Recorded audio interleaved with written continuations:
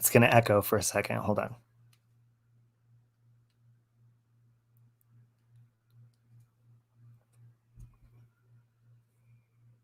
Okay, there we go. Okay. I'm multi-streaming from Facebook again. So if you're over on Facebook, if the comments don't pop up over here, I apologize. I just like to multi-stream because, you know, why not? Hey, Shelly. Hey, Lufa. Lufa, I have to watch your new video today, by the way. I just saw that you had a new video that you posted up. But I hope you guys are doing good.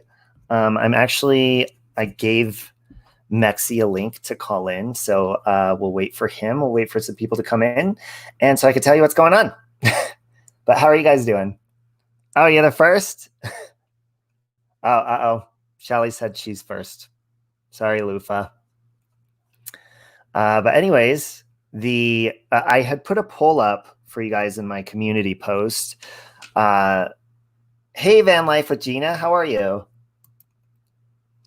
I had put one of those up in my community post to see because, you know, a long time ago, I did, hey, Leisha, I did the Riverdale Road run, which was fun. And that was like a paranormal fun thing to do.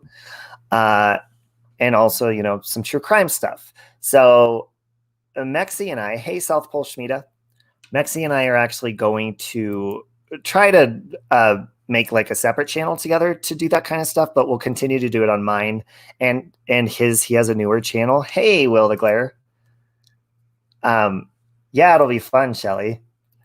If he can't figure it out, because he does have a new channel, but I think he has it figured out to where he could go live on his phone, and he's going to come up in a minute and explain what he's going to be doing there, because I don't really know exactly what he's going to be doing over at, because he lives in Aurora, Colorado, or close to that area, not in Aurora, but so he's able to go over there, and I don't know if he's going to have his little paranormal stuff, but it's going to be a little true crime paranormal adventure, and it should be fun. But I made a poll in my community posts asking if you guys liked that, because if you don't, obviously I wouldn't want to continue to do it or, you know, offend people. And I think, I don't know, it got like 200 votes, and I think like 88% of the people said that they liked it. So, and people seem to enjoy it. So we'll continue doing that. There are some people that are mean about it, but you know, that happens. Whatever. Hi, Annette. Oh, thank you. Are you talking about the sobriety part? I'm doing good on that. June 27th, and I'm feeling good. I've been working out every single morning, and I used to work nights till about 2 or 3 in the morning. So if I did work out, it was super late at nighttime. And then, you know, COVID happened and I kind of stopped going to the gym. But I naturally wake up right now at like 5 o'clock in the morning, even if I fall asleep by 11 p.m. and I'm up and I'm running. And I don't know if people are over on Facebook. I can't see your comments if they're in here. Sometimes they don't pop up. But hi, if you're over there. You watched the Holmes trial back in the wild about the trial days. Yeah, you know, that the night that happened, I actually used to work out at the airport, and I was coming home west, and I worked until about 2 in the morning or so back then as well. And when I was driving down the highway, I had heard what happened, so I decided just to drive past it. And it looked like there were hundreds of cop cars, which, you know, obviously that's probably not the case, because it looked like so many blocks were blocked off with it. And I don't know if you're into conspiracies or not, but I find them interesting, even if they're hard to believe or not. You know, they're just kind of fun. But if you ever look up, there are quite a few conspiracies around the James Holmes case and the Aurora theater shooting. And if you guys aren't aware of what I'm talking about, it was a guy named James Holmes, obviously, and he went into the Aurora theater at the midnight screening, the opening of the Batman, the Dark Knight movie with Anne Hathaway. She played Catwoman in it, and shot up the movie theaters. So they have the movie theater all remodeled, and I hear that they have the room Theater 9 that was shot up. I hear that that's used for storage, but Mexi's going to check it out, and actually Mexi is here. Yeah, Aurora, Colorado, Lufa. So Mexi's here so he can explain exactly what he's going to be doing. Oh, let me add him to the stream. There we are. Hey.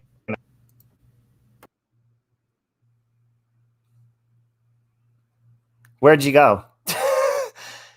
He doesn't want to do it anymore. I'm sorry. He's gone.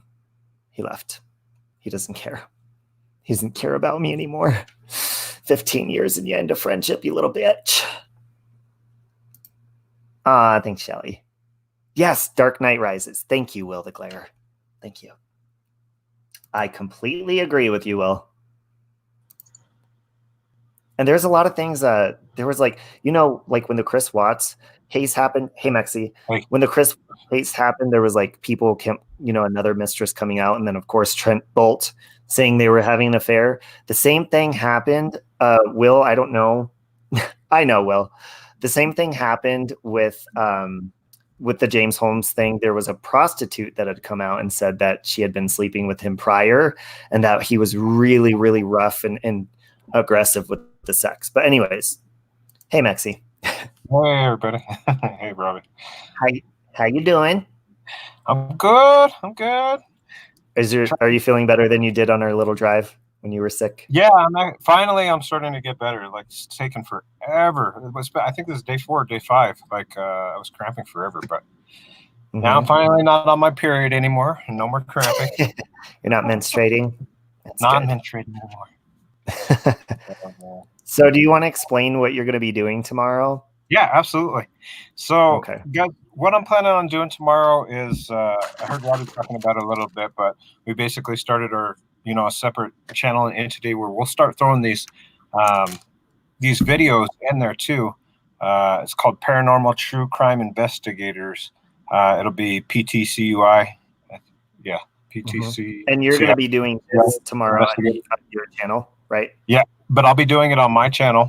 And so what I'm going to do basically is I'm going to go to the Aurora Century Theater and go over all the routes and things that he had actually entered into the back.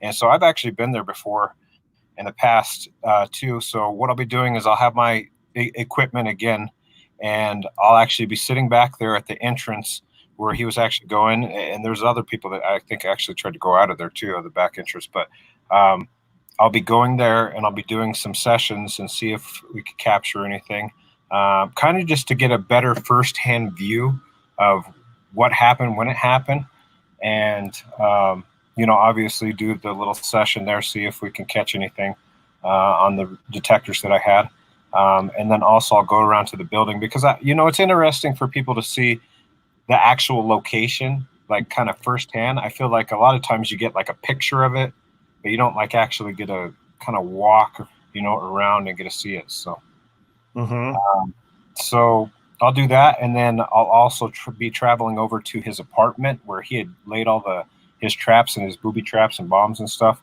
I'll be going over. Do you want to explain that to them? Because I don't know if a lot of people know even about that afterwards, if they know about the case. So basically, during all this is going on, he lived in an apartment, but he was up on the top floor, and he had booby trapped his entire place with different tripwires and bombs, explosives, and things like that. So they actually had to call in the bomb people to come over there and get them to disarm all these bombs and these traps, because he was planning on blowing that up too. So so I thought that's interesting too. It's like he kind of planned both. This was very strategically planned. I mean, he was not a dumb person. So, I was freezing out there. Sorry. He was not an ignorant person. He was going to school. He was highly educated. So obviously he was crazy as shit. But with that, like, we'll actually be going over there. I'll go over part of the story. I'd like to try to get into the history part of it too. Obviously I wasn't, kind of privy to what was going on with the Chris Watts case. So I'm trying to do a little bit more studying this time so I can actually have like an insightful side of things that I can see. So, and this one you're a little bit more familiar with too. Oh yeah, absolutely. Especially I've been in that theater. What's funny is I've been in that theater, I'm not even kidding you, hundreds of times. I was telling you the other day, they have Discount Tuesday that they used to go to. Like I used to when they were open, there was Discount Tuesday that I would go to a lot. So, Mm-hmm. but the structure of the building is still the same, but they actually changed the theater's locations too. I don't want to give away too much of it, but we'll basically be going over all those kind of routes. I can't actually physically get inside of the building because obviously they're closed due to COVID, but I'll get as close and personal as I can to the entrance that he took and all the other locations in his apartment and those things, and we'll see if we can do some reading and some things. So yeah, and I was I had a break over there at the bus station a couple months ago. Oh, you'll love Will the Glare. He's awesome. You guys would get along really good. But I was over there on a break, and I was able to walk over and put my camera in. I was too scared. I mean, you know me. Yeah. I was too scared to like walk up to the windows and stuff. So I went up really fast by myself. I just had my friend Nikki on the phone. Santiago's always saying he loves my pets. Thank you. Hey, the piece is the one person. That's all you need, right? The hamsters. Yeah. The hamsters. Do you guys have anything that you want him, like that you want to see as far as the apartment? You could put it in the chat, or I'll put the link in the chat if you want. Either the apartment or the actual location to the Aurora Century Theater. I'll also be taking like video close to the location and do a drive around so you can see, because it's actually like right next to the mall. So like just so you can kind of get a feel, because if you can imagine, you could put yourself in that thing, like all the pandemonium and chaos that's going on, like, and what's crazy is there's kids and stuff because it was a premiere to the Batman sequel. And just so you can like get an overall feel for it, like I think a lot of times like investigators and things, they forget to put like the whole scenery behind it. Like, let's go through the route. Let's go see how things go. Those are things like that interest me. I don't know about yourself, but they interest me because I'm like, well, shoot, like, was there another route or direction he could have taken? Was there, this or that, like whatever the person or story that you're trying to look into. But like, those are the things on true crime investigations that you kind of want to know. You're like, what route could he have taken something different? Could people have done something differently to get away from the situation? Just so you guys, can see that and get up close and personal in it, I guess. So, have you looked into the James Holmes conspiracies at all? Yeah. I find them incredibly interesting, especially looking at him in court immediately afterwards, his eyes and stuff. And I know maybe they said they had him on some anxiety medication or something like that. But for him just to go outside afterwards and not run away and just be sitting up against his car waiting was really interesting to me. And the thing was, though, a lot of people say that he was drugged or there was somebody else involved and people saw somebody else in the theater. But here's what I think about that. I think he wanted to get caught, obviously, because why would he set booby traps at his house and then wait at his car? There's too much going on. Like if you go and look at the, all the facts and things that are going up, like what you just said, he set up traps at his house. He knew he wasn't coming back. If he knew that he was coming back, why would you set booby traps and other things and go to the extent that he did, figuring out how to make these bombs and these things? Why would he do all of that knowing that he's going to come back? He wouldn't. Exactly. He wouldn't. Yeah. He had no intentions of coming back. Like, I think that he, thought this through very thoroughly. And you could tell in his videos and things, he doesn't look like he's all there, but before, like, he wasn't all there, he was there. So what happened in the mix between when he was normal to when he was abnormal? Or was he never normal? Someone's asking you, the theater's closed right now, Aces Heidi, because of COVID. But the good thing, I'm not saying it's good what happened, but it's good. But as far as like you going around the back and stuff and maybe getting a map to locate, because there is the back door that he went through and he parked his car at to get inside and stuff. And you are able to walk up and kind of film inside. Yeah, I can go directly to there to get the feel of it where he entered in. I'm actually really interested to see the apartments and maybe if you run into somebody live, who knows? I've never been to the apartment before, so I'm curious to see. just kind of what it is. And I was looking on it too. I was looking on some different things, and from what I could tell, they never rented it back out. So they were at one point trying to again, but I don't know, because obviously what happened, maybe they just decided that no, let's just keep this empty. So now, are you going to be doing anything with the paranormal stuff, or are you just going to stick to the true crime stuff with this one? No, I'll do both on this one. I'll do because I feel like I feel that an evil like this, there might have been some like something, when things happen like that stay around, I guess. Yeah, like an imprint. I call it an imprint of energy. It's like a picture in time that gets. Sylvia Brown used to talk about him a lot, and it's like taking a picture or a video, and it just kind of circulates. And I believe that imprints can be positive ones too. Like if something really good happens, I believe that energy stays there. But what I also believe about imprints is I don't believe that, like, let's say that I got into a horrible fight with somebody in an old house, and it was terrible, like traumatic, maybe some blood was drawn, whatever.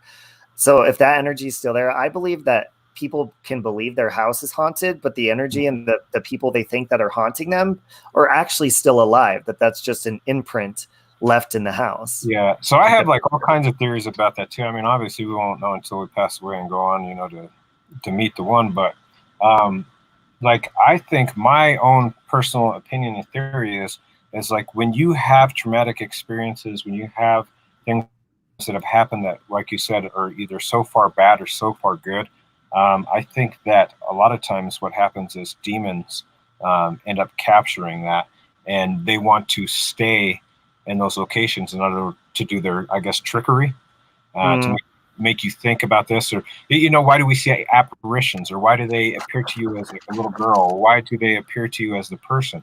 And my own personal belief, and obviously people may disagree with me, which is fine, is I think that it all has to do with demons. I think that it has to do with the demons. They try to trick you. They try to make you think, one way or the other. And what's the best way of doing it? What's the best way of doing it is putting something that we as humans or we as people have known a story about and are intrigued about. If they can trick you with that, making you think that that's what's happening, you know what I mean? Like, so I don't know. That's my own belief, but that's a rant for a different time. Yeah. It is impossible to be emotionless. Even lack of outward emotion is emotion. It's a mind. You got it. Yeah. Well, I don't know. If you look at the things that he was doing beforehand and just the way he was and stuff, like an introvert, and then when that prostitute did that interview, I mean, we don't really know if that story is true or not. It's just interesting the way that she spoke about him just being incredibly aggressive and stuff. I mean, that's something to look into too, if you wanted to look that kind of stuff up. And then of course the conspiracy it's, even if it's not true, it's very interesting to think about, because a lot of people say, hey, sweet crazy. A lot of people say that they saw another person in there, like another gunman. But again, there's like tear gas and all, all that stuff. So not a lot of people can really see correctly when that happens. What's interesting to me too is like, a lot of people talk about it, but like demonic possessions in people, like how does somebody go from normal to like just 180 and batshit crazy? Like, how do you go from like that to stone cold, like freaking, like, I guess not emotionless, but you can say that some of them like would appear to be emotionless or just don't have any feelings towards such. Like I've seen different court appearances where they just look like they just could care less whatever happens, like to anything in the world. And like, what is your feeling on that? Like, do you feel like some of these people are demon possessed, like that have done some of these heinous, awful things, like, and they've just been overtaken? Because some of them don't even look human. Like you can literally look at them and you can know somebody's human interactions and look at them and say, oh yeah, well that person either has remorse or they don't have remorse. But some of them, you look at them and like they're just stone cold killers, and you're like, it doesn't look like they have remorse or any feelings whatsoever. So it's like, also, like, even with just getting sober, I feel like I'm further away from evil stuff, just getting away from alcohol itself or any substance or anything, because I feel like when we do anything that starts to let our brain go, you're starting to invite other things in to take control. And I don't like now. It's only been a little bit over 2 weeks for me, but things that normally I would want to argue about or be offended by and stuff, just anything evil, I just feel like that's getting further and further away. So I don't know if he was on drugs or anything like that. I'm not implying that, but I'm just saying that's why, you know, it goes back to my favorite verse of being alert and sober of mind. Mm-hmm. Yeah, because the devil is roaring around like a roaring lion looking for someone to devour. And it's true. Exactly. Not only will he devour you, he wants to devour everybody else and make you evil with him. And that's what the tattoo on my hand, that scripture that you just were talking about, is that's what there's a lion on Oh, I didn't know that. Okay. It's funny. Yeah, that's like my whole tattoos, they're all kind of scriptural. Like the whole left side of my arm is the Garden of Eden, with the snake is in behind the leaves. Like if you look close enough, the snake is behind the leaves in the Garden of Eden, and it has the whole verse of the scripture, that yea, though I walk through the valley of the shadow of death. And like on the right hand side, I have the four horses of apocalypse, and with the lion talking about that same scripture that you were talking about.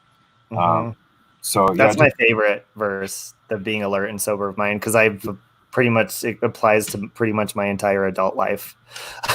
Yeah. Hey, Michelle. You guys are awesome. Yes, absolutely, Michelle. Watch the Stephen McDaniel. Is that the, if the glare is still in here, I think he just posted a link. I think that's the one he just posted. Hey, Johnny. And Poop Stain, hi. That's Pandora. I call her Poop Stain. I actually felt a little bit of empathy for him at the trial because he was ill, but bottom line is his actions were evil and heinous. Yeah, isn't that weird? Because I have felt sympathy for, it's a strange feeling having sympathy for a murderer, but there's something like you said, if demons are involved or something, there's that sympathy that goes in there, like, God, that's just, it's terrible that evil took over in their life. Hey, Alexandra.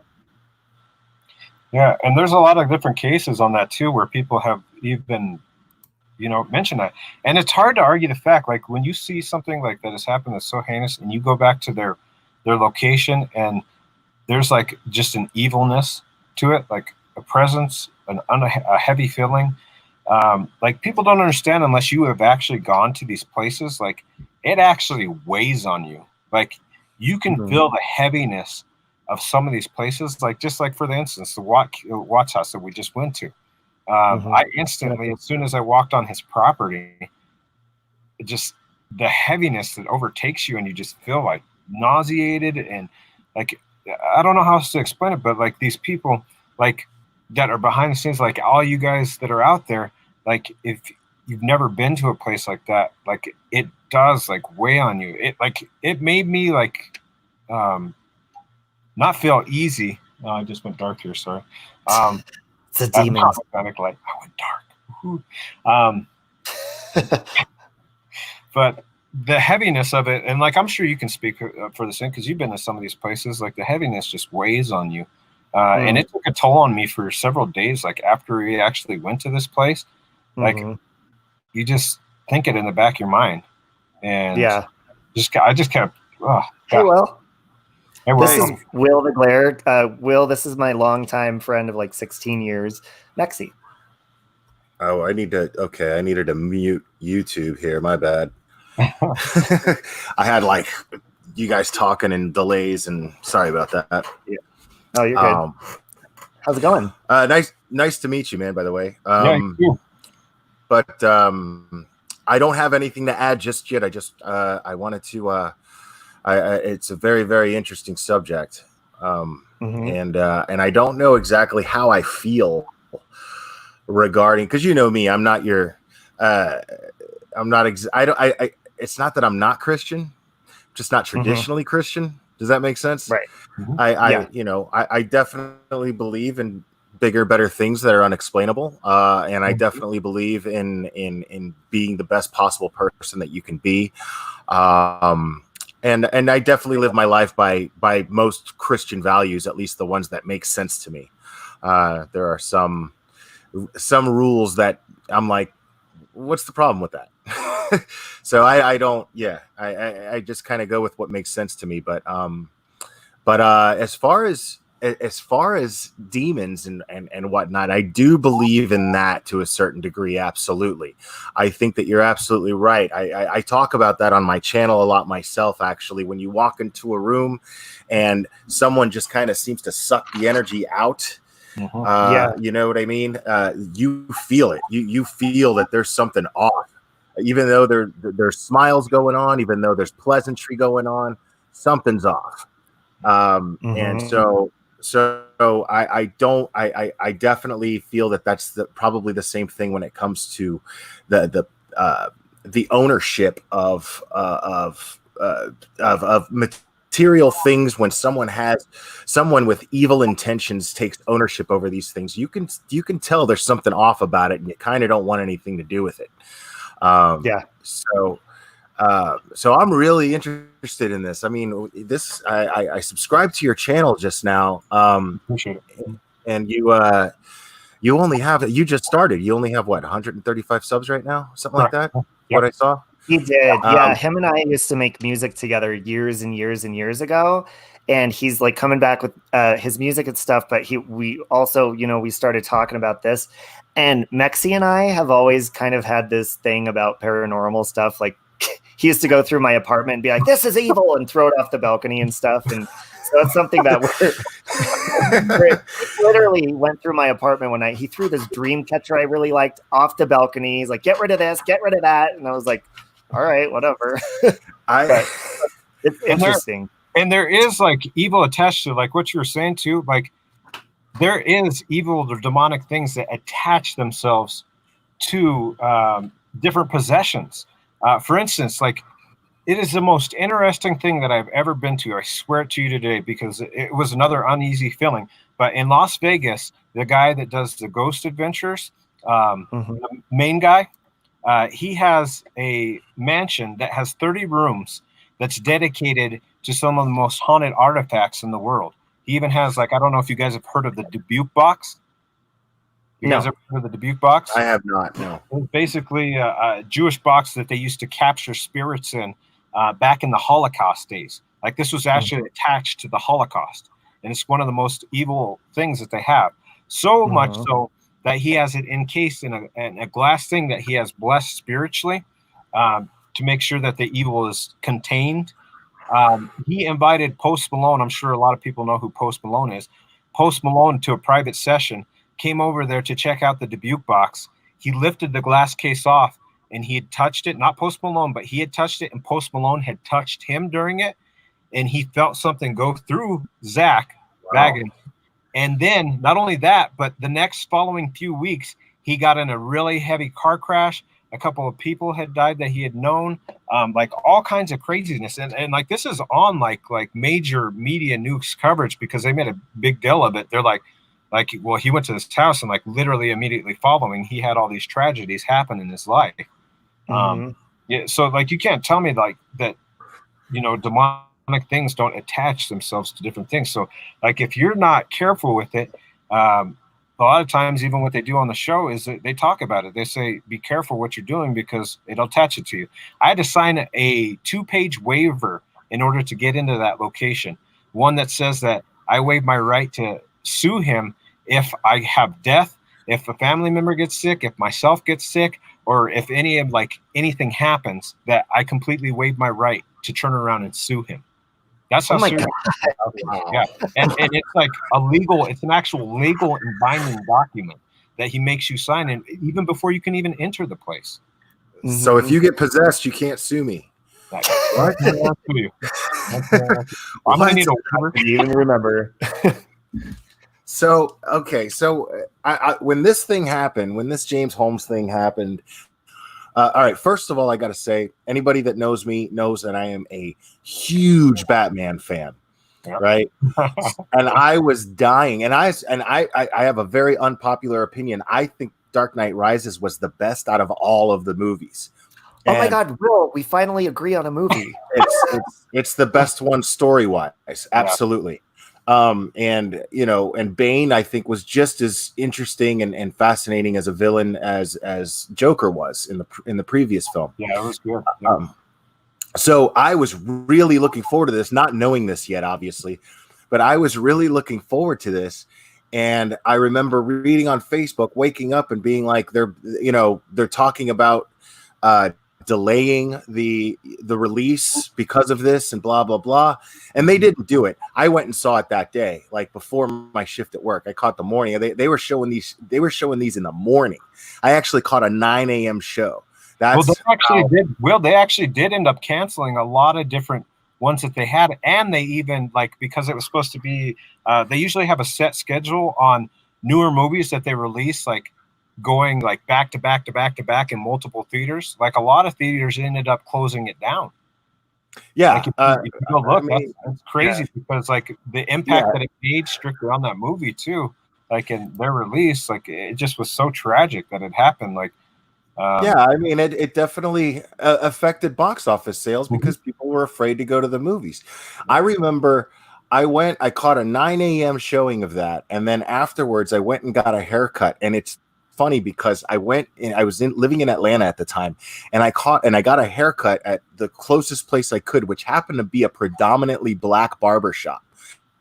And it was one of the best experiences I ever had, because I'm sitting there and I'm telling you, the cliches, the stereotypes of a black barbershop, like the movie Barbershop, very, very accurate.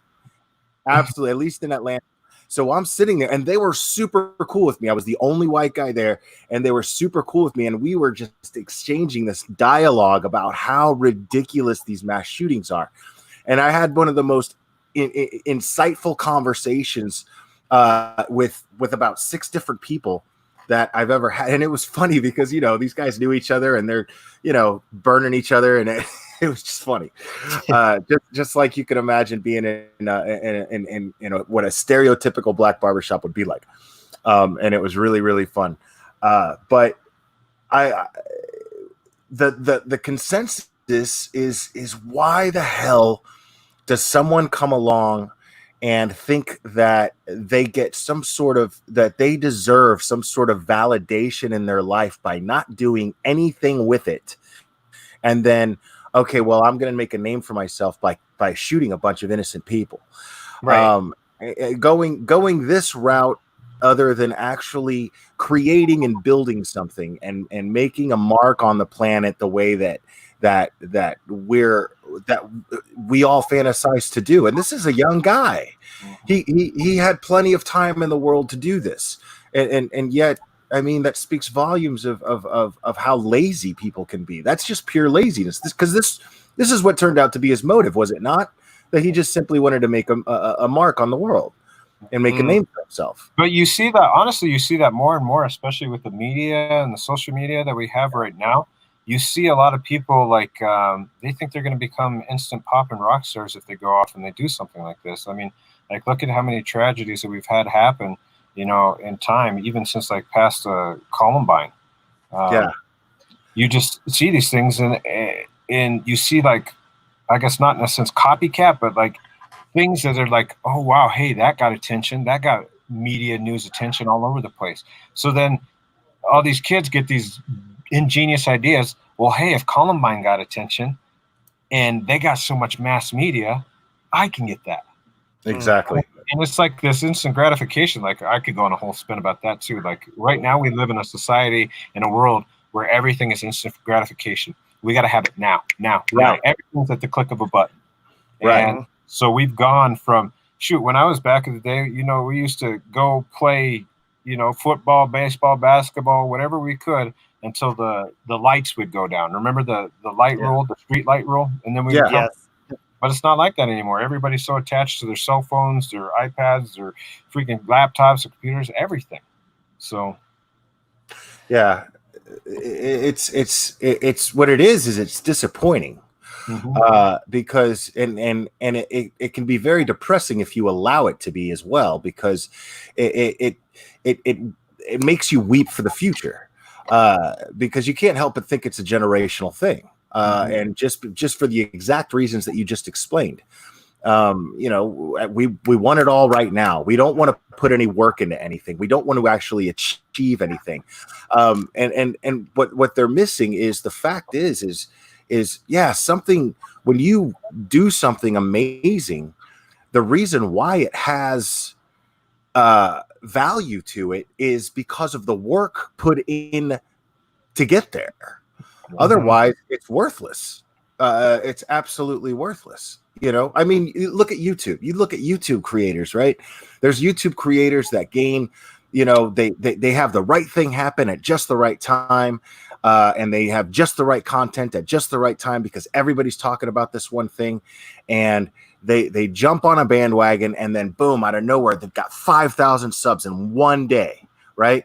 And then it's like, well, then what? Yep. You're a flash in the pan, and then you're exposed as a flash in the pan, and then and what do you do when you're talking about the Watts case 2 years later? You know what I'm saying? And not to say anything against you guys. You guys did something very interesting. I'm not trying to insult what you guys did. I'm saying people have made this their entire content on their channel. And it's to me that's crazy. To me, that's but then they wonder why. I don't know what I'm doing wrong. Well, you didn't build an audience. You didn't build anything. All you did was you happened to do the right thing at the right time. And then you've got nothing else to deliver beyond that, Well, that's where you see a lot of those people that chase those stories and different things. Like, obviously we're doing this like 2 years later. I mean, obviously it's still a hot topic and thing, but like, and we also plan to go to like the Molly Brown house, the Shining Hotel. We have like a whole list of stuff that we want to do. So like, it's almost like Ghost Adventures. You go on different episodes and different things at different locations that people's interests. So like, I've never been one in my history of being an artist too, because I'm a musician. I've never chased a bandwagon. I think Robbie can say that for me as well. Like, well, Robbie, nobody got famous being a cover band. You know what I'm saying? It's like, Robbie, have you ever seen me like a hot topic that like came out and I'm like, God, I got to go talk about that. It'd be like me talking about the George Floyd incident where, I can't breathe. Like, I could have made a song, about I can't breathe and tried to get out there and trendy and hot and, oh yeah, this and that. Like, but like, on those but that would have been the reason for doing it. And people that would have been exactly the reason for doing it. People are smart. They can sense that. They could smell that shit on you. And then you're like, well, then they're like, nah, man. You can. That's why I don't listen to a lot of mainstream bands. A lot of pop is because, okay, well, these guys are out there and they're obviously trying to make millions of dollars. I can hear that in their music. What I'm saying? Yes. I can sense it. I like a band that is going to pack maybe 500 people in a small venue and they're just happy to be there, because that tells you right there that their music speaks for itself. They just do it because they love to do it. And that's why am I going to listen to music just because it's shoved down my throat 10 times a day? I have to like be programmed to like it. No, man, that's crazy. So I'm incapable of thinking that way. You seem the same way. You seem like the same way. Well, and Mexi, just by listening to him talk, some of his music is very angry and aggressive and awesome, and you would never imagine in a million years it's him when you hear it. Right. All the heaviest bands, it's really funny. Like the heaviest bands usually have like the nicest guys in the band. I'll tell you, dude, the heaviest metal that you'll ever hear in your life are Christian rock bands, Christian metal bands. Insane. There's a band called Zayo, right? You swear it was conceived in the bowels of hell itself. And in their lyrics it's praise Jesus and this and that, but it's the sickest riffs you've ever heard. And they feel, well, God is talking through me, because that's what they like metal, but there's conviction behind that. When there's no conviction behind it, I can smell it a mile away and I'm just not interested, Yeah, and I took that out as an artist. Like I did that journey a long time ago because back in 2005, I was signed by an independent record label, and you start to realize like how much they want you to transform, and how much they want you to change, like who you yourself are as like an artist. It's like, well, what originally got me signed, and it's hard. Like, I had a hard time with that, swallowing that, because I'm like, me as an artist, I'm an independent thinker. I don't want to think like you think. I want to think like I think. I want to think. That's literally the definition of what an artist is. Yeah, someone who has a creative way of expressing their emotions. You know, I mean, I could sit here all day and say the same thing everybody else is saying on social media. How am I going to stand out? You know, what? How do you get somebody to listen to you? Well, you find a creative way to say what they're already thinking. They don't, sometimes, a lot of times, what makes it really good art is they don't even know that they're thinking this. You kind of just present this and be like, this is, I know we got this, like this, me and you. You know, that's why people feel so connected to artists that they respect and love. They're like, it's like they're speaking for me. It's like they know exactly what's going on in my heart, and they're managed to express it through music that I don't know how to express verbally. Yeah. And when I try to write a song, that's exactly what I try to keep in mind. People like always ask me, like, how do you never run out of content? Like, because I always put myself up, like, what are the life situations that I've been through? What have other people been through? What do I feel like myself? What do I feel myself? And what do I feel like someone else might potentially feel? Like, you could go on. Well, you've been making music a long time too. Like, when I met Mexi, him and I worked together in a call center back in like 2004. And I found out that he was a rapper. He's an amazing rapper, really, really a good rapper. And I mean that. And someone showed me his music, and then we were at a party one time, and they were like, oh, Robbie sings too. And I was like, oh, so he asked me to sing in front of everyone at the party. They turned off the music. I sang, he sang, and then we started recording together. But he's just gotten better with time. He's always been, his rap, you could tell there's no self-consciousness in that. He just goes, and he is good. I would love to have you on my channel sometime, so we can hopefully get you some more subs, get a little bit more exposure for you. I only have like 1,700 subs, but even one sub. But right.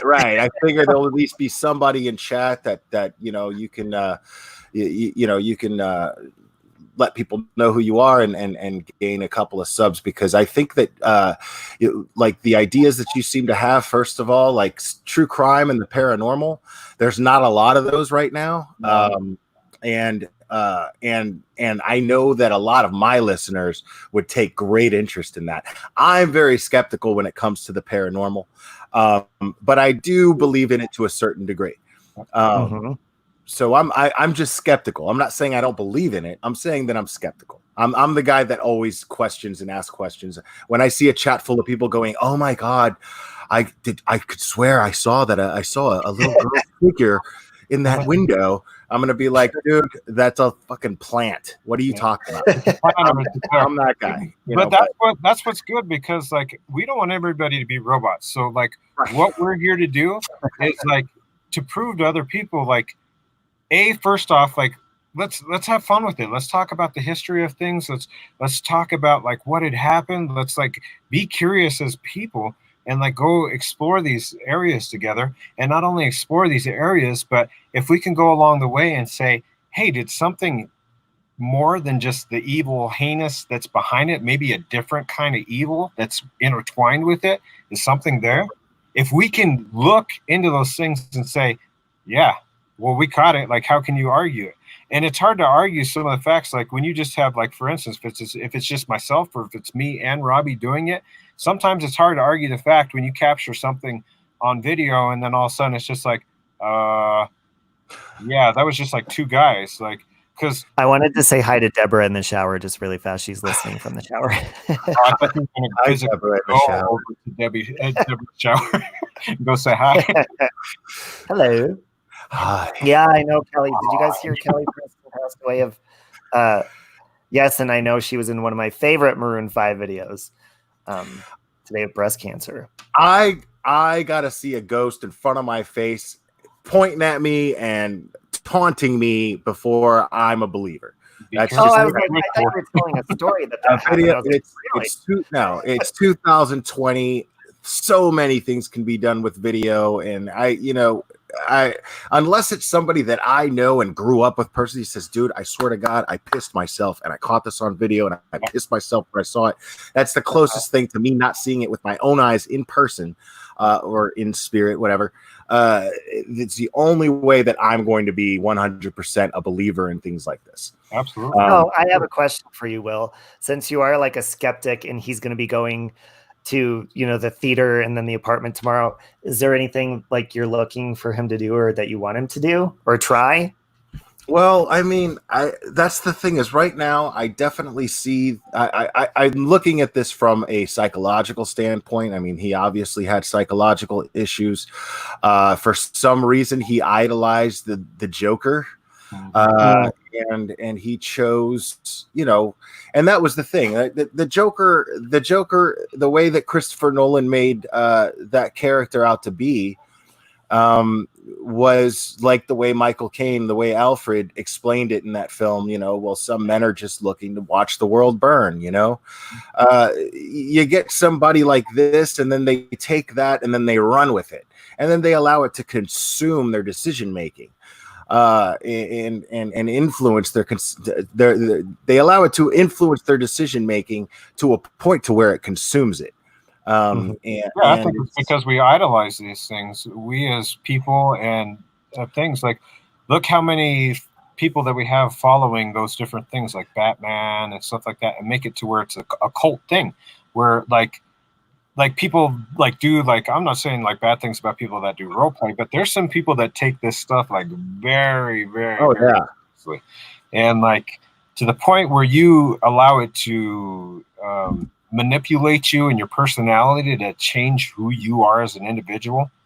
That's when it starts getting scary, because if you take, like, for instance, like somebody like the Joker, why so serious? Like you get somebody like that, like to where they're on a level of bipolar, just freaking batshit crazy, like, and you try to emulate what that person's doing, like, that's nothing but trouble. That's like a recipe for trouble. Yeah, I mean, it's funny to me that people, for some reason, get to a point to where they somehow justify in their minds that and convince themselves that they're doing something like this for a bigger and greater reason, and it's really nothing else other than them simply having no self-confidence whatsoever and wanting to. They have a whole why not me attitude about life, but aren't willing to actually get up and put in the work to do it because they don't believe that they can. So they go the easy, lazy, shitty route, which is they hurt people. Yep.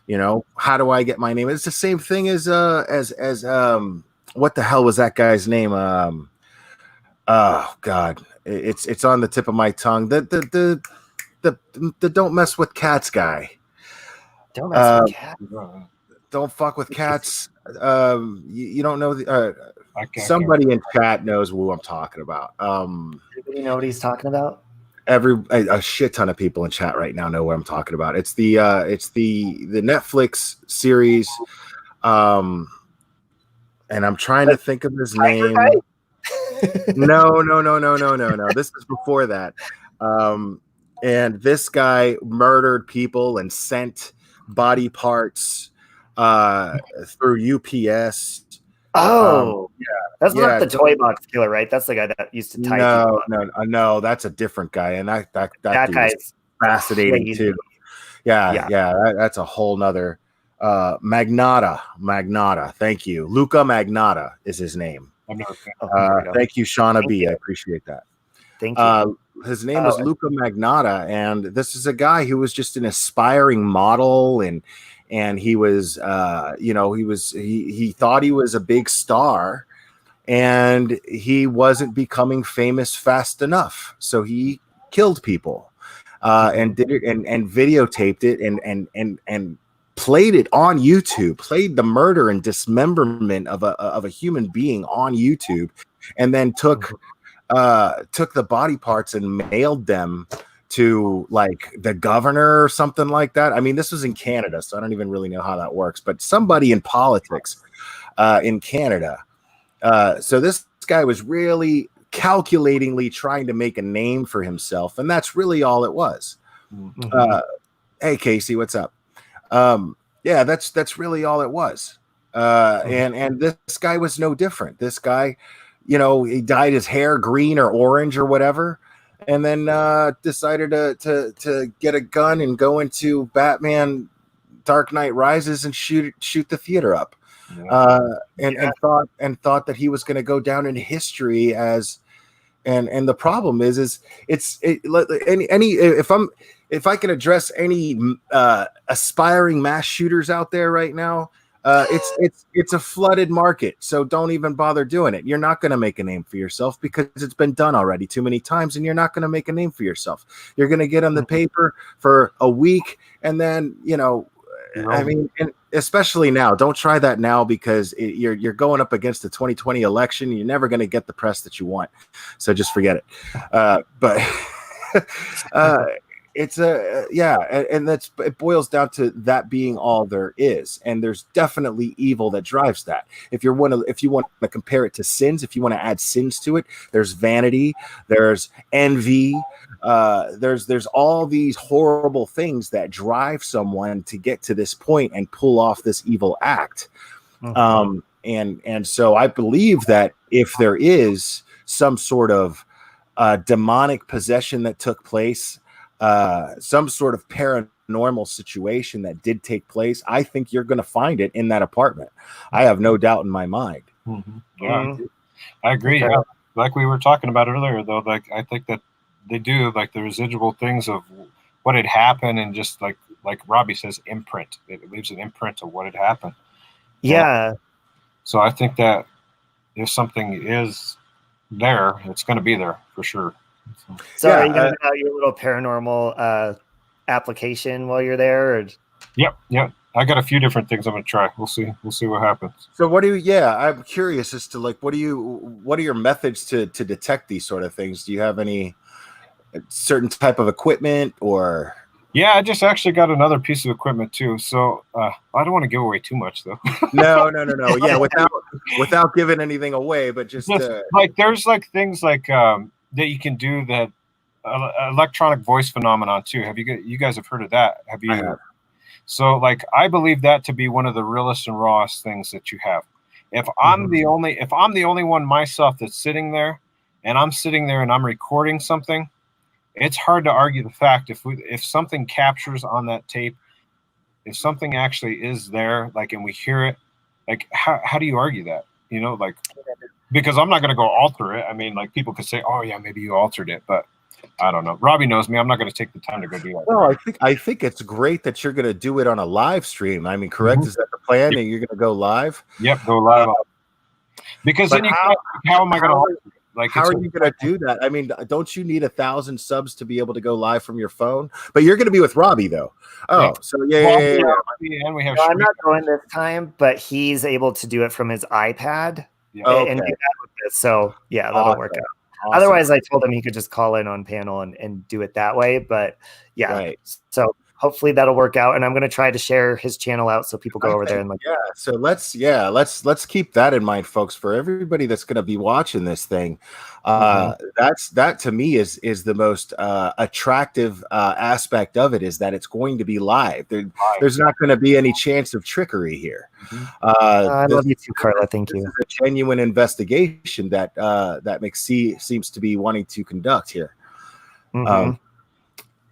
Yeah, so that's what you said, like live feed. I mean, I can't. How am I going to alter it right in front of you guys? So that gives it that element right there. So yes, I love that. So do you want to tell Mexi some of the other places that we're planning on going? Like, the Molly Brown house is out here, and it's pretty freaking cool. Molly Brown, she had a home out here, and I've always heard stories about that. Hey, Jessica. So I definitely want to go there. Yeah, Brown Palace is on one of the most notorious haunted ones. Another one, too, that I'm trying to talk Robbie into doing here is I actually want to physically go into the Estes Park, but not just any of the rooms. I want to go into the two most notorious rooms. Jim Carrey checked out of that room not even an hour when he checked into it when they were filming Dumb and Dumber there, and he was like, "See ya, I'm out of here." And he wanted a completely different room. What cool about that is I've been to the Stanley Hotel so many times, and you do get an eerie feeling, and there's creepy things. There was actually one where I did the recording when they went into the caves, and we had no kids in our group. I literally recorded on this thing, and I reviewed it back when I went there later on that evening. And I pushed play, and you could hear this kid giggling, but there was no kids in our group. It was so weird. Like you can't explain those type of things. It's just like, where in the hell did that come from? Like there was nobody there. There was nobody physically there for a child to be there. But like what I would do back when I was in the Stanley Hotel is you can go around the backside. Watch, they're gonna close the backside now because I'm saying you watch it. Right. You could go around the backside of it because if you go to the front of it, they tell you. You can't go in unless you have, a tour guide with you. But if you go in the back and just act like you rented a room there, nobody questions you. So I've gone there several times where I've gone around the back end of it, and I just walk in there just freely, gone up to these rooms and like literally been like right at the door where they're like talking about these crazy places. But I actually, like I said, I physically want to go in to the doors. If I could talk Robbie into it. So everybody, we got to talk Robbie. I would totally do that. I would totally do that. A while ago, well, years and years ago before I stayed there. But the night that I stayed there, it was cozy. It was creepy. Like you feel like people are, it's eerie, but it was a cozy eerie. And we went on the ghost tour, and you're not allowed to have a phone on the ghost tour. Like they don't want you to have your phone out or film it. Do anything. It's not fun. That's why I went myself behind, and I said, screw you guys, I'm going behind the freaking thing. You go in the back, you go up the stairs, and you're able to go wherever the hell you want. I'll take whatever I want now. What are you guys going to say? Yeah. And also, Mexi, what were you saying the other day about the Ted Bundy location out here in Colorado? Yeah, the Pickens. Ted Bundy escaped from here twice, from the jail twice here. He was actually here, Ted Bundy. That was in Colorado? It was in Colorado. What the hell am I thinking? Yeah, that's right. I think it was Pickens, Colorado, or something like that. Yeah, when he went through the ceiling, the ceiling. He jumped out of the ceiling. Yeah. He jumped out of the top of the top. I completely forgot that was in Colorado. That's right. Yeah, I think it was 2 floors, but I want to go explore that too because that's kind of a cool history. I mean, freaking Ted Bundy. I mean, how much, Absolutely. Everybody knows who Ted Bundy is, so I mean, is it safe to say? I mean, do you believe that just as much as there's a digital footprint, that there's a paranormal footprint that people leave? So does somebody actually have to die somewhere for there to be the energy of that person left over there? No, I don't think so. I don't believe that. I believe it's just like we're on a video right now. Mm-hmm. The video is capturing, the audio, everything's being picked up. I believe when something really powerful like that happens somewhere, it's like an imprint. So I could be sitting here right now, but maybe something terrible that happened in my past is imprinted somewhere and people think I'm haunting them, but I'm right here. Does that make sense? Right. Yeah. So like my thoughts on it are this: like, okay, so we even, to bring up the Bible for example, the Bible, we're what? We're spirits. Okay, so we're all spirits. We're an energy. I agree. So when it talks about dying and things, it's taking your energy, it's taking your soul. It's not taking your physical body. So I think the same sense in the way that energies are left behind. Like a negative energy, a positive energy. Okay, so if we're talking about all those things, and we could bring up big biblical to back this up as well too. For instance, when God spoke things into existence, things into existence. Okay, so we're talking about an energy or just like a word that you're talking about a specific way going, and that's that's not only there's other things other than the Bible to portray that and stuff, but like to me that's the most powerful. Okay, so if we're saying we're talking about an energy left behind, a negative energy, a positive energy, those things are all energies. They're energies that manifest something. So if we're talking about all that stuff, like there has to be something that's there just purely from energy. I think I completely agree with you on that because my belief system is it's not that I don't believe in the Bible or God. I believe that there is a scientific explanation for everything. I believe that the Bible was written and these things that happened were long before science was ever even really explored or discovered. So these are the best explanations that poets and philosophers can come up with for the things that they experienced and saw, 3,000 years ago, 4,000 years ago. If we want to go all the way back to Exodus, So and I do believe that that's God, something to do with it, of course. I just don't take the things that I read in the Bible literally. I try to apply what could be a possible scientific explanation for these things.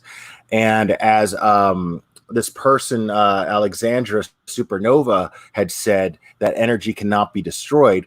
Well, Einstein had basically proven that we are that what is it? I mean, technically, what runs our body is electricity, energy. Electrical signals, what makes my fingers move and arms move and mouth talk and words come out of my face. That's electrical. Electrical signals that are that are generated by my brain, and then my body interprets basically, and then expresses them basically. So, but energy is neither born or is it dead, or does it die? So this is a fact. This is Einstein proved this. So there's no beginning or ending to any energy, right? It's just there. See, but then what would spin your head on that though is, okay, think about that, because you're saying energy, and we agree on that. We agree that energy is neither dead or it doesn't dissipate, it doesn't disappear, it never ends, there is no beginning of it. But if there's no beginning of it, who created energy? Right. No. Like I said, I agree with you. I'm not being skeptical in that sense whatsoever. I do believe in intelligent design. I just, like I said, I think there's a scientific explanation for our creator. And I'm not a Scientologist or anything like that. I don't think there's space aliens. I don't know. I just don't know. What I'm saying is that I do believe logic dictates to me that there is a scientific explanation for it. Absolutely. I always try to explore that when I can. But and Lufa's over here saying Einstein was a quack. Well, every genius is a quack. So that's why I'm quacky. Just kidding. Genius, smart ass genius. So yeah, I believe that. Yeah, I believe that there is. Well, that's the thing, is I believe there's a scientific explanation for love too, Dana. But love is also a feeling, and so is hatred. It's that positive and negative energy as well. And I believe when you walk into a room where somebody lived a wonderful life, you can feel the energy that they left behind. I do believe that. But tell it's like that. Their spirits, they say, are friendly and welcoming, and just the energy, So your soul is your energy that runs your body, in my opinion. That's my belief. So that is actually what your soul is the actual energy that runs your entire body. And so when you are a tortured soul, when you are constantly tortured and you are constantly as we say, demons, I even still refer to the things that I try to keep at bay as my demons, but I like to think that I have control over them, that I overpower them, that the goodness in me overpowers the bad. And I make a conscious effort to do that. And I do the best I can. That's what the glare is all about.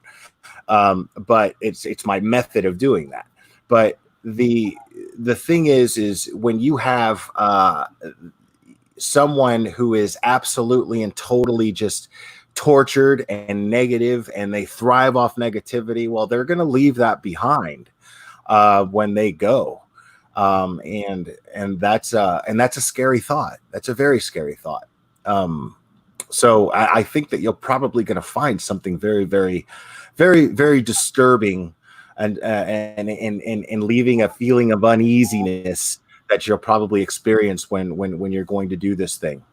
I don't disagree. I think that I've been in places several times over the course of my life, and anybody, like I said, anybody else that's ever physically gone to some of these places, it either emotionally, physically, even makes you nauseated at times and things like that. Like you can feel like the actual like you did at the Watts energy, House. like it just drains it out of you.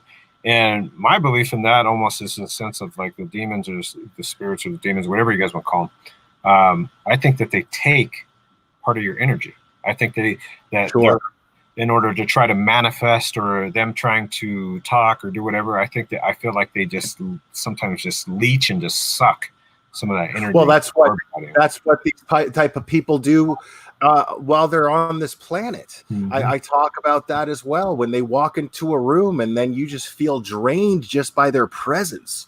When you feel drained just simply by their presence, it's because they have that type of energy that feeds and leeches off everyone else's. So you too, and we want to be as far away from these types of people as we can. You know what I mean? You could just sense it. If you know to look for it, you'll sense it and you'll pick it up pretty quick. I'm a pretty good. I take pride in that ability within myself because I've made it a point to pay attention to that as much as I can. And now I've just kind of subconsciously gotten pretty good at it. Like I could smell a shitty person a mile away and just be like, nope. And it it makes them bad for me. Does that make sense? Mm-hmm. Yeah, it does. Yeah. What's funny to me is like, Robbie, when we went on the investigations that we just went on, if you go back, I didn't even realize this until I watched it. But the first day, do you remember how peppy I was and like kind of like rambunctious? And I'm like, yeah, like shit. He's like, let's go to fun. Let's do that. And then like, you go to the next video, and like I'm not as spunky, I guess, as you like, whatever you would call it. I just wasn't as spunky as I usually was. I just felt like, obviously I was feeling sick too. I had, the stomach virus or whatever had happened to me. But just that next time, I just wasn't as I was friendly, but you weren't as excited either. Like it was exciting. Like, yeah, let's go. Let's do this. I'm gonna get out. I'm gonna go do this. I'm gonna go do that. Like I felt like drained, emotionally drained. I'm just like, I felt like I was freaking like a zombie just walking to this place. And like I wanted to do it for my viewers to keep them entertained and excited. But like in the back of my mind, I'm not gonna lie to you guys. In the back of my mind, all I could think about was how emotionally and physically drained that I was from that first day that we had went. From the first day that we had went, like it completely just, I don't even know how to do it. And what's funny is because I knew nothing about the case until Robbie had told me about it. Like everything to me was like, brand new. This is like a new. And that's what I told people. I said a lot of people in Colorado don't know about the Watts case at all. I mean, if you take the Watts case, let's explore that energy for a second. I mean, imagine the energy. Imagine if you had visited the Watts house, right, while they were alive. If you knew the Watts, you knew Bella, Cece, Shanann, Chris, and you were a family friend, and you came over once in a while. I can feel the energy of that household just by watching the videos that Shanann posted. I can sense the tension between the two of them as it was. Not just because I know what happened, but I'm saying Shanann didn't like Chris. Yep. You could tell. He walked into a room, she'd roll her eyes. She'd have this, and probably because Chris was a fucking sociopathic piece of shit and didn't even know it yet. You know what I'm saying? So maybe she just sensed that on him. But the bottom line is you have these two people and their personalities are clashing, and that's creating an energy in that house. And so you not only do you have the energy of that hatred and that horrible last act that took place in that home, but you also have all the energy that built up to it stuck there too. Yeah. And I don't know because I haven't been there, but everyone I've ever talked to that has ever been near the Watts house, Critical K went near the Watts house, and she was like, I can't, it's disgusting. the feeling that I feel is gross. Yeah, you watched the first video. You remember where I'm talking about how I felt nauseated. Like I kept like I felt nauseated. I felt disgusting. If you notice in the second video, I don't think that I talked about being nauseated and disgusted, just in the fact that I felt like I had a stomach virus already before we had actually been to that property. So like it had felt like it had weighed on me heavily enough to like me like be boisterous in what I was saying. I was like, I feel nauseated. I feel disgusted. I feel sick. But that was the first day that I went. The second day that I went, it wasn't like I'd felt the stomach cramps and things, but I didn't feel that same nauseated feeling.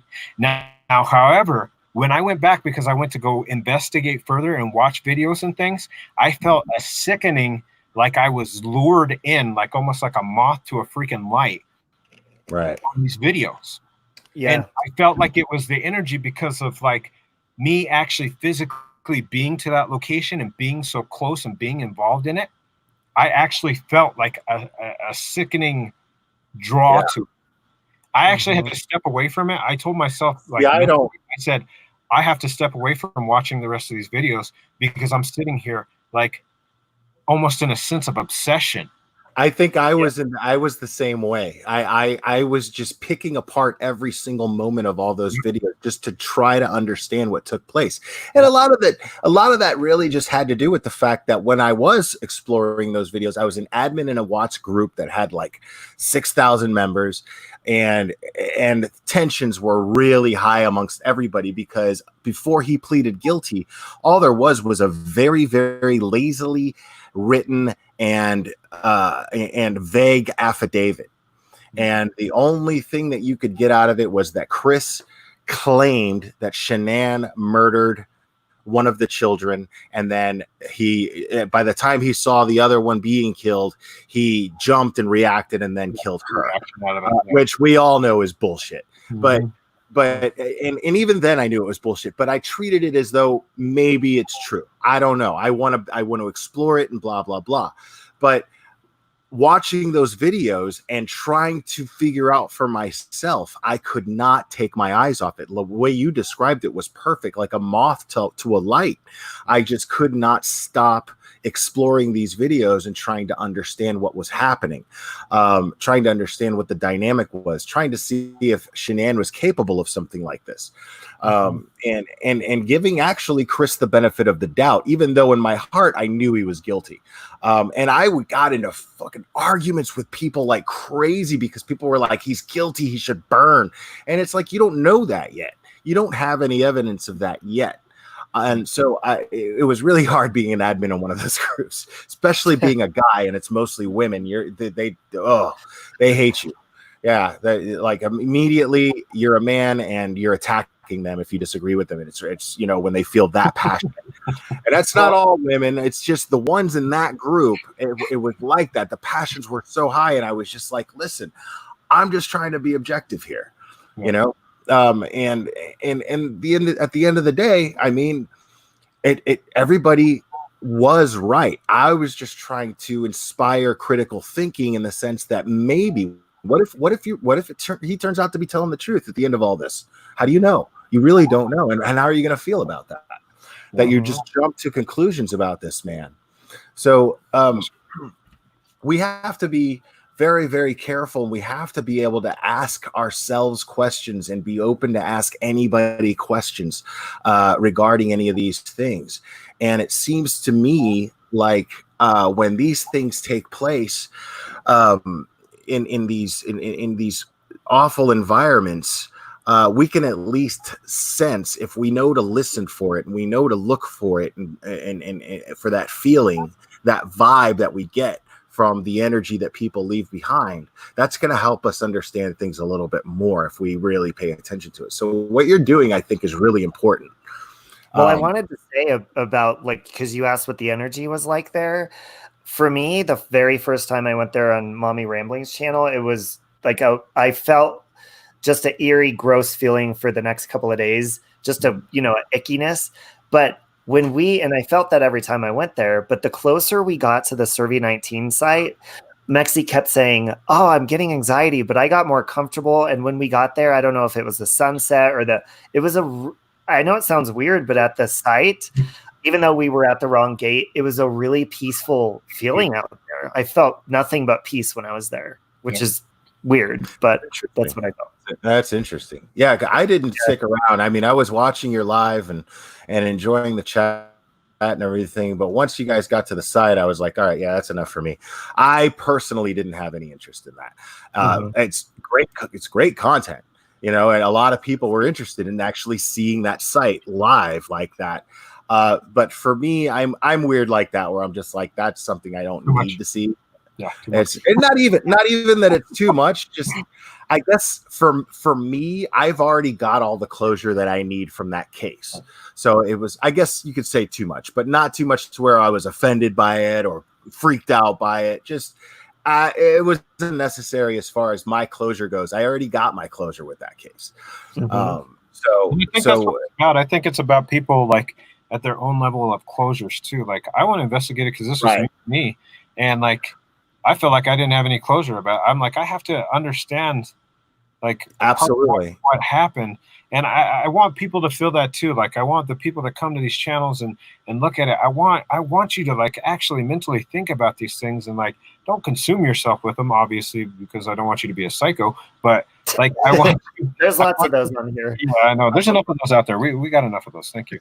But like, I want you to actually think for yourself. Like, I encourage you to think for yourself. Like, even if you disagree with me or what I say as a person or what I say as an investigator, like, it doesn't matter to me. Like, come to your own conclusion. Like, I'm going to come to my own conclusion, but I want you guys through the investigations to come to your own conclusions. Like, you see what I see because I'm pointing exactly what I'm seeing to you guys out.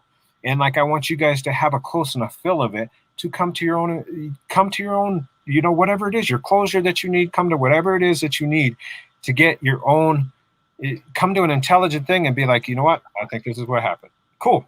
Now let's move on. Well, Mexi, I overheard, because there's a channel that they don't really have a lot going on. So they do like to bash people. And they did like a stream basically saying we were grave dancing or whatever. I got some people told me what kind of happened in that, which people like that, I mean, they're going to say stuff like that, but who cares? If you don't like it, don't watch. We're not doing it to be disrespectful. It's a true crime adventure, just like any true crime, also mixed with paranormal stuff. Yeah. So if that's not something you're into, just don't watch it. You don't have to watch it. And I want to be abundantly clear that in no way am I criticizing that content at all. Like I said, I am an example of what Robbie was just saying. And here I am talking to Robbie. I talk to Robbie all the time. He's one of my best friends here on YouTube, and we always end up having a great conversation. And just because that content wasn't something that really interested me doesn't mean that I have to criticize it and say, oh, well, that's ugly and how dare you do that and blah, blah, blah. It's disrespectful to the victims. But I didn't think that in the slightest bit. And the thing is a lot of people still don't have their closure, like you said, Mixie. A lot of people don't have that closure yet with this case, so it makes sense to be able to explore these things. Especially if you don't have that closure, why not explore it?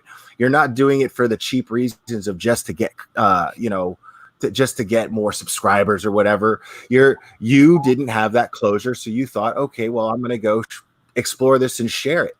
And to me, that's exactly what I try to do with my channel. I take pride in my channel that everything that comes out of my mouth and is from my heart. That's why I don't pre-write anything. That's why I just go on and then I just rant and I'm speaking from the heart. And at any given moment, I might say something that just pisses everyone off, and then I lose all my subs and my entire YouTube experience is all over. I put that on the line literally every single time I go live. And I don't make videos. Is brutally honest too. Like, Will will straight up tell you, most of the music that I like to listen to, and even Mexi, I mean, I'll play a song and I'll be like, really? Will be like, that sucks. I don't like that music. It sucks. And that music taste in movies sucks. The Power Rangers suck. Christina Aguilera sucks. He's honest. And I like that about Will. But in a good way. Like, he's not trying to hurt your feelings. He's just letting you know, like, I don't like that, but it's cool if you do. But shit. And Robbie knows this well enough about me because he's been around me enough years. Trust me, like, if I wanted to be disrespectful or if I wanted to stir up some shit, trust me, I have no problem stirring up some shit. I'm not afraid to go on your face and be like, fuck you. Like, literally, fuck you. Because I don't have a problem doing it. Like, I've had to do that can you imagine me as a white rap artist going on some of these stages and things like that, especially back I went on a stage with him one time and it was like 8 Mile and I was terrified. Yeah, and Robbie was like he literally was afraid. And I said, Robbie, don't, like, what do you care, like, what these people think? Like, go out there, do you. And they were cheering and it was awesome. And it's funny, like, because I try to live to that way. Like, the same thing with these people. Like, obviously, if I was trying to offend people or if I was trying to disrespect, like, their grave and their different things, like, I would do as such. Trust me, there's some things that I could do that are pretty foul that I'd be like, watch this disrespectful shit. Watch what I'm going to do now. This is going to be good. Like, but I'm not doing that. Like, what I'm doing it for is because I'm doing it as we as people are curious. We want to know, like, things, especially if it's an unsolved investigation. Like, even though Chris Watts said, like, I watched his confessions and these things, like, even though he said this is what happened, I don't believe him. I think he's full of shit. I think he's not telling us the whole truth. And that's just my own personal belief. Like, so for me to try to watch these things and try to get closer to try to understand is me trying to understand, not trying to be disrespectful. It's me trying to say, like, I want to know for my own sake and for everybody else is out there who's curious about it, who doesn't have closure. I want to put this out to you from my own viewpoint and from Robbie's viewpoint, so you guys can see firsthand and make your own educated, assumption of whatever happened. It sucks that people are going to be out there negative. There's always going to be negative people, whatever they're saying. Oh, you guys are disrespectful. Like, I hate to bring it up, but how are you going to be disrespectful to somebody that's passed on? I agree. Completely agree. What they say is you're being disrespectful to their family. Yeah. And it's like, you know what? And I keep bringing up Amityville because I'm telling you, the Watts house, what they're already claiming, oh, it's haunted and stuff. Mm-hmm. And whoever buys that house is going to milk it for haunted stuff or whatever. So and I always bring this up when people say, oh, that's disrespectful. And I have ever since way back the first time I went there. Have you guys ever bought a ticket to go watch the Amityville movies? Because that entire family was annihilated in their sleep by guns. And that was like, what, 7 people, was it? And here we all are watching it, yeah. And here's people getting popcorn going in, so what's the difference? Yeah. And that's what I was telling Robbie, too. I had sent a text message to Robbie, like, when somebody was saying negative, how we were disrespectful and they didn't like it. I said, so what's the difference between us, like, for instance, the Custer, General Custer that he went over and, it was a battlefield that they had, and they're literally charging people for admission to go see the death of, the Custer. I mean, I do think that it's kind of messed up to try to capitalize off of a tragedy. Sure. And that's what I'm saying. Like, they're saying, okay, well, this is disrespectful. It's like, are we over there? Like, there's people paying money to go look at this kind of stuff where people, like, thousands of people and more than thousands of people have died. And yet we're gaining money off of it. But yet we're not even doing that. Like, we're not trying to sit here and gain money off of it. We're just trying to learn the truth and figure out what the truth is and figure out for our own closure and for everybody else's who's curious about it, who wants to see this, like that. Like, there's a difference between that and sitting here and getting capital gain off of it. And it is fun. Like, I love paranormal stuff, whether it could be true or not. It's just fun. I like paranormal and without death, I know it sounds terrible, without any sort of death, you're not going to have that kind of stuff. So death is always involved. If you guys watch anything that involves ghosts, period, and you're sitting here saying you're terrible and disrespectful, then don't ever watch a haunting show again. Don't ever watch a paranormal thing again. And you could say, well, it's different because a family And then show me your history. I want to see your history that you haven't watched any of those things too, because I don't. Your search history. I don't believe you. Another reason why it's null and void to sit here and say, oh, well, it's disrespectful to the family. Well, when the family members, when almost every family member is building their own YouTube channels and they're capitalizing off of the tragedies of their own family members, then you don't get to yell at me for talking about it. Yeah, you know what I'm saying? And how many countless times have you seen those family members that were so traumatized from it, them getting the gains from it? Like them over there selling the movie rights, them over there selling the book rights, them over there selling like what their side of the story was. But yeah, it's disrespectful to them. Like, okay, why is it disrespectful when they're over there selling all their rights to everything, getting books, getting movies, getting all these different things, and yet it's disrespectful to their families? Like, and I'm the guy that yells, like, when there's an open case and somebody is missing, we still don't know what's going on, and then everybody's pointing the finger at the husband. You know, I'm the one that's like, hey, watch it with that shit. You don't know. You don't have any proof that this guy, for all we know, the right thing to do. Oh, Will, you froze up. We lost.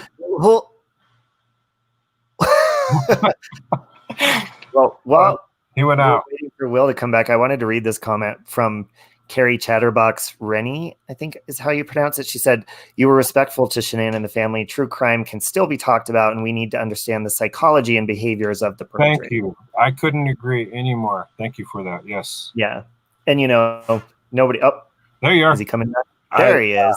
I don't know what happened there. I must have had a weak Wi-Fi signal there for a second. Sorry about that. There's been tragedies all along the East Coast and so many amazing, beautifully preserved homes. Yeah, Alicia, my good friend Alicia in the chat, she was saying, I would buy the Watts home, and she kind of, she lives here, so I'm sure she's been by it before, and she said simply because it's a beautiful home. I thought the same thing about it. Like when I watched the videos of it, and even when I looked on the inside of it, it's a freaking beautiful home. With the exception that the backyard is absolute crap with the townhomes or whatever they built now behind it. I wouldn't buy it just for that fact. But obviously, in what happened now, like I wouldn't want, me and my family to live in that kind of environment, because you don't ever want negative things to happen to your family. But I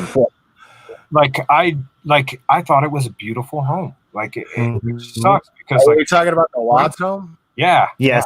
Yeah, I mean, it was so beautiful that they couldn't even afford it. Yeah. That's exactly true. Yeah.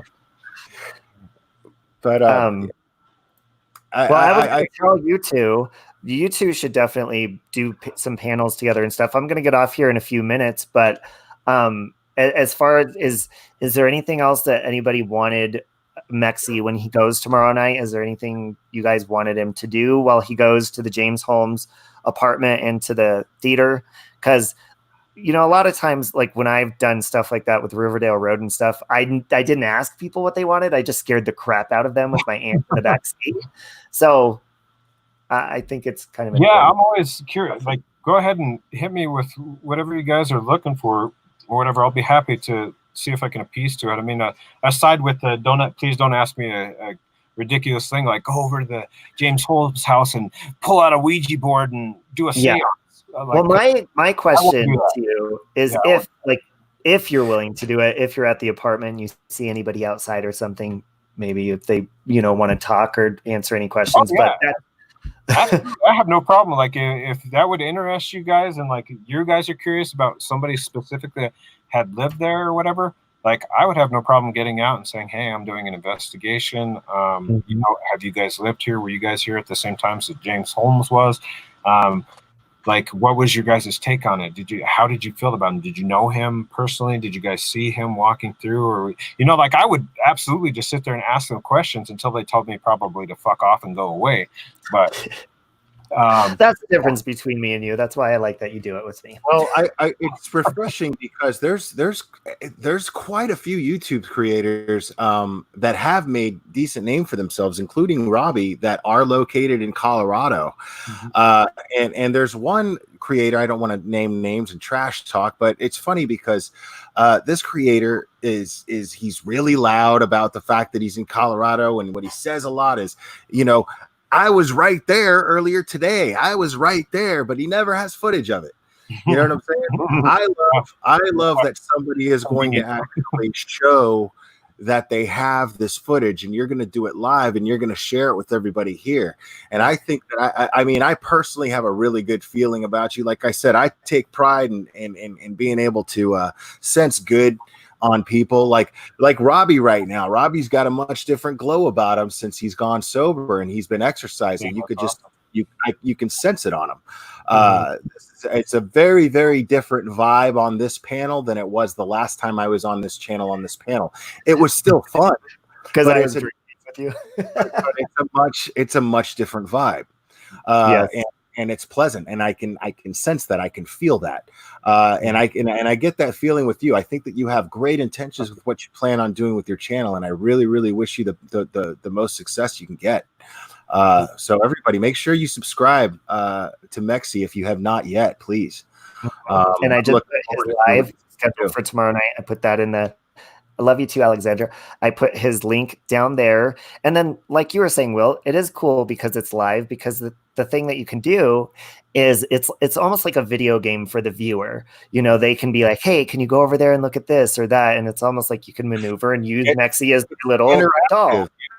Yeah, I mean, that's another reason why I always go live instead of making videos, is because it would feel ingenuine if I didn't have the chat there interacting with me. I'm having a conversation. I'm actually speaking to people and speaking with people. So I love that live feature, so that like I said, it's interactive. That's why I talked about this the last time I was on this channel. The drama channels do so well because they're interactive soap operas. You get to put in your 2 cents. You get to stir shit up between people. You know what I'm saying? That's why they do so well. But this is something else. This is where something that you may not have thought of doing while you're in this particular environment that you're exploring. Somebody might come up with a great idea for you to do something and request for you to do something or suggest something. And you get to have that type of camaraderie with the people that are watching you. So I'm going to make sure to, next time I go live, when is this going to happen? When is this going to be? Tomorrow night at 7 p.m. Tomorrow, Mountain 7 time. p.m. Mountain time. Mountain Standard Time. So it'll be 10 o'clock Eastern. All right. So, I'll be sure. I'll be at work, but I'll be sure to tune in. That's for sure. I appreciate it. But I'll definitely, I might go live later tonight. I haven't decided if I'm going to do that yet or not. But if I do go live later tonight, I'll make sure to drop your link in the chat and make sure to let everybody know. And then I'd love to have you on and talk about it. That'd be awesome. Absolutely.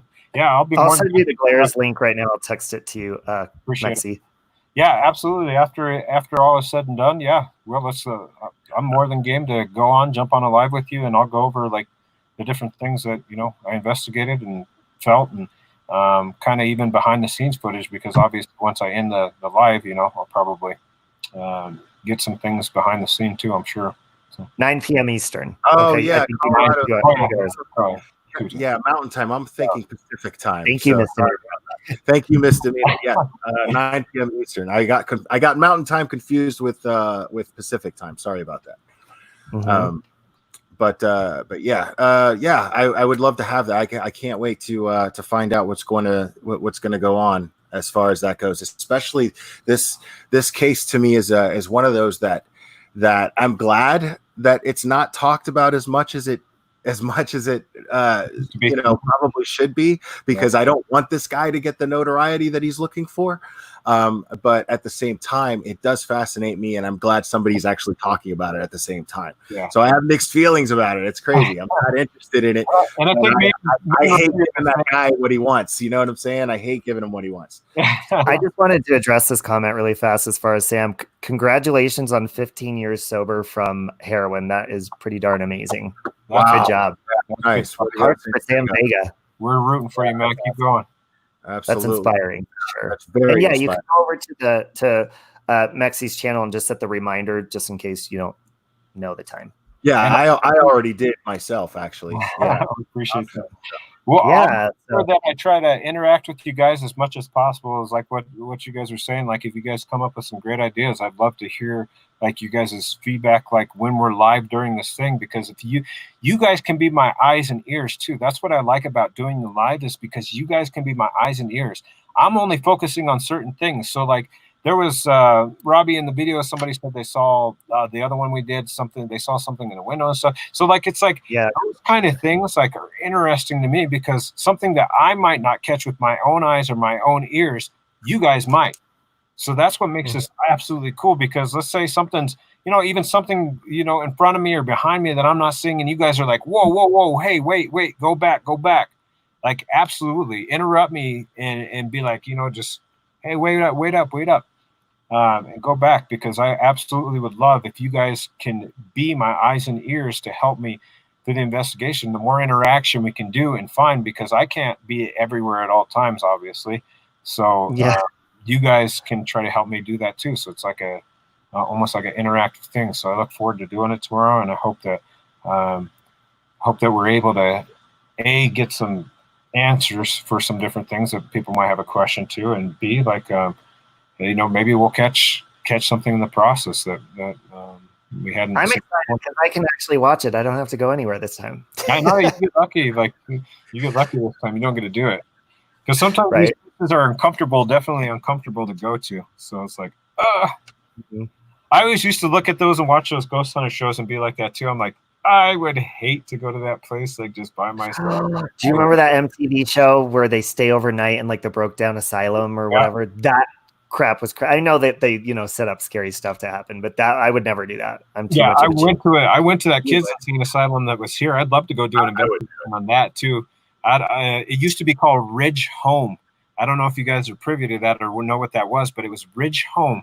It used to be a psych ward for 18 and younger that was here in Colorado. And they tore it down, and they built like apartments, and they built buildings on the top of it too. So Robbie, I'm calling you on that one. We got to go to that one too, because like, on the way there before they tore everything down, and I was actually inside of that, and I had two things that was really creepy. One, I heard a little girl's voice say, "Come play with me," and a group of 6 guys, which there was no girls there to say, "Come play with me," like a girl.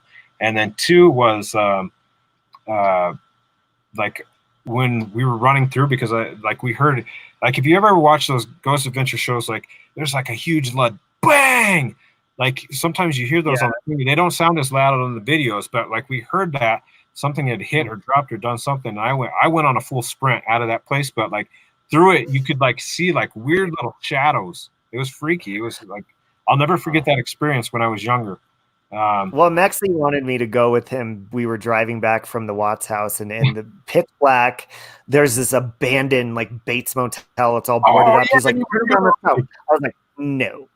We'll probably. I was like, yeah, I'm not going in there. There's a motel that's right on the way in there. I would have if I had a gun. I'd be more afraid of the living than I would be the dead. I have a concealed carry permit, so like I always carry with me, because that's one of the reasons, because like you just don't know like when people are going to mess with you and things like. So I did get my concealed carry, so I always carry on me just in case. I don't plan on shooting anybody. That's my next move too. Actually, just the way things are going right now, like it's just crazy. You don't know with people anymore. Like, unfortunately, like we live in a time where just everybody. The world is inside out right now. Everything is insane. But yeah, that's a whole nother live right there. So,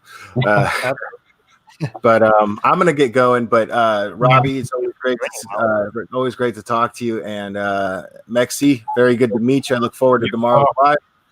Look forward to doing it for you guys. Yeah, man, I had a great time. Thanks for having me. Thank you. Yeah, good to see you. All right, guys. Bye. And I was going to read this one really fast. Mimi J2 saying, I love paranormal and I've experienced it firsthand. Don't care who believes me or not. I've always known what went on. I feel the same way about all the experiences I've had. And sometimes I go on rants and talk about them. And sometimes I'm like, it's too much energy to try to explain to, people that are like, yeah, sure. But anyways, did you have anything else you wanted to add before we hop off? Lexi? No, I think I said everything, guys. I appreciate you guys, your support, and all the viewers that we've had. I'm appreciative. There's another person saying they went back to the video. They're saying the same window. That's the third person that said that now. I went back to your video yesterday and I saw some kind of movement in the door window. It could have been something from the camera, but it was there. That's the third person that said that. Yeah. That is, in the first video. Thank you, Tanya. And sorry, guys, when there's, I always feel bad, and I hope you don't mind that I just highlight the comments on the screen when we're talking. I'm still reading them. I just don't like to be rude and interrupt and be like, hello, hey, shut up. Somebody else is in here. Hi. So I just don't want to be rude. But thank you guys for joining. And sorry, Mexi, anything else? No, that was it. I was just going to say thank you guys for your support. Thanks for all the new subs that I got too. I appreciate you guys. And hopefully we have a good investigation tomorrow. And I'm looking forward to doing it. And Robbie, don't forget, we got to announce our other investigation. Yeah. Yeah, we'll do that once it's all set up. We'll show you guys. But we appreciate you guys. Thank you very much. Thank you that you guys have taken me in the community and with loving arms. I appreciate it. Thanks for everybody who's been out there and been supportive of us too. Yeah, I look forward to tomorrow. So. And what he's talking about is we're starting like a separate channel together. We're just still setting it up based specifically for this kind of stuff so that we could share it as like a joint channel together. And I also just set up my memberships again. I'm just waiting for it to go through and be approved again, just because I decided to do that again. So anyways, thank you. Oh, yeah, too. Sorry, but one more thing before we head out. I don't know that everybody follows me on music and stuff like that, but I was telling Robbie today that I made very good progress lately with my music. My music is almost finished, and I have some good tracks. Robbie actually got to hear some of them on the ride. Really good. So excited to show you guys here very soon as far as the music aspect and how it's going with that. So, all right. Thank you. Good stuff. Yeah. See you, Mexi. And hi, Shamrock Pixie. See you, everybody. Thanks for stopping by. Bye. All right, guys. And as always, I will put my email up here in case you want to contact me for anything. And thank you guys for tuning in. That was fun. And again, I'm going to put one more time the link for Mexi's stuff here. 1 second. I'm going to put the link to his live one more time in the chat. Again, that's 7 p.m. tomorrow night, Mountain Time, so Eastern Time. That's 9 p.m. Thank you, Misdemeanor, for correcting that. Okay, hold on. Let me go back to my live here and copy and paste this. Oh, yes. Mexi's live. All right. And so this will be his like first official live on his channel, and he'll be doing it from, oh, did I put that in there? Oh, yeah, I did. Let's show up in the chat. I can't see. It's blocking the screen. All right. And bye, Dana. Thank you for coming. I love you, Dana. Doodle, thank you so much. You're awesome. Let's see. Michelle, Lufa, Poop Stain, Pandora's Box. I love you. Tanya, Devil Mike, Alexandra, thank you. And Kimberly and Mimi, J2. Everybody, thank you for tuning in, and I will talk to you later. Love you. I hope you have a good night.